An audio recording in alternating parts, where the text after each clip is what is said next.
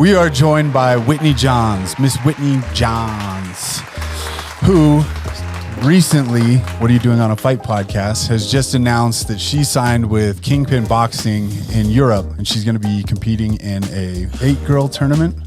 8-girl tournament. It sounds like Christmas weekend. So I'm sure, like, if you don't know, first fight ever, and you signed up for 3.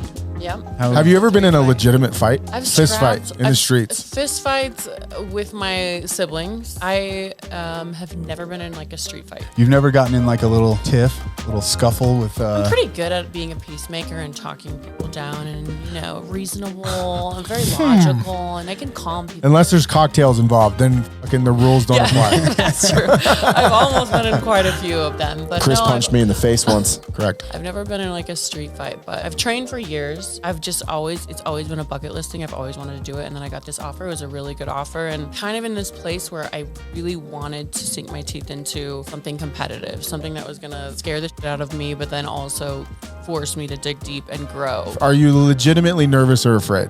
There's an element of that, but also like part of my mental training is not focusing on the fear. Like, of course, there's always going to be a fear in the back of your mind. Like, I'm afraid to go spar tonight. I got to go spar in a couple hours. And I'm like, I hope they don't hurt. Like I hope my lip doesn't get fat like last time. Does it do that thing where every few minutes you'll be talking I have your attention right now, and then all of a sudden it gets quiet and you go sparring and your stomach gets a little tight? I mean, kind of. Yeah. I can't wait till sparring feels a little more like I slowed down for me. I'm waiting for that moment of like where you can react better. So I almost wonder, like, for me, like sparring, I'm never nervous I'm gonna die or whatever. It's more like that thing, whatever it is that revs up in your tummy, whatever it is that makes your little butterflies. Yeah, it makes your tummy get a little tight. Yeah, you get a little like again, your brain goes sparring, and then you go. I guess you've never seen me spar or go full out. Like when I used to practice and play rugby, and all that, I would go full out. I was like Grant, like at practice. Yeah, practice for me was like everybody hated you, didn't they? I didn't give a fuck. I was the best. But I always believed that the way I would rather leave it on the field at practice, and when I get to the game, I don't have any concern. So yeah, I would go all out. And so for me, and I do that at the office. Like everything I do is in 100 miles an hour, which I'm working on to a degree. Actually, no, I'm not. Don't argue with me because I'll fight you.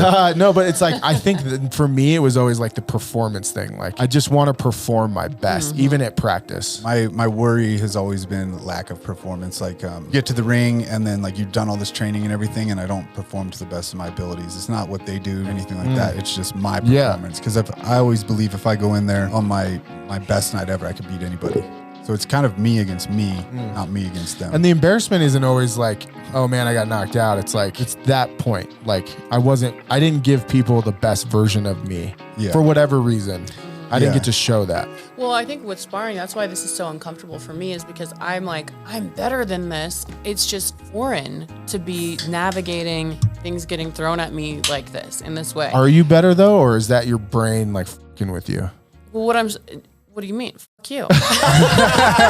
Did it also f with you though because you are the cool kid and very pretty and everything is like goes your way, and then you get in there and get smacked around? Like nobody. That's got to be hard to swallow, like, right? Or no, maybe not. It would be for me like that sort of like ego part where you're like, you're used to being good. Do you know the f I am? Like you're at what you do, and for me, I'm like, I'm completely the student again. Like I am not. I am completely like the low man on the totem pole. And don't you sort of love that? But though? I do love it. Like that's why I'm like, it's so humbling, and it just forces you to be like, check your ego, because you are nothing here. Like you are a very small fish in a really big pond now, and so it's the only thing that's going to force growth. Like you wanting so badly to do better, the only way you're going to find that is by being the like shit end of the stick. And I think it's pretty special that you want to do this.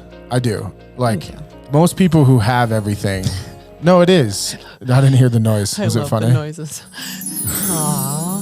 It's like reading Rainbow. No, I think it's special. To put yourself in an uncomfortable situation from where you are is tough. To be able to check your ego and like... That's how you get growth though. It's like putting yourself always in uncomfortable situations and growing from it. Big time. No man. Diamonds in my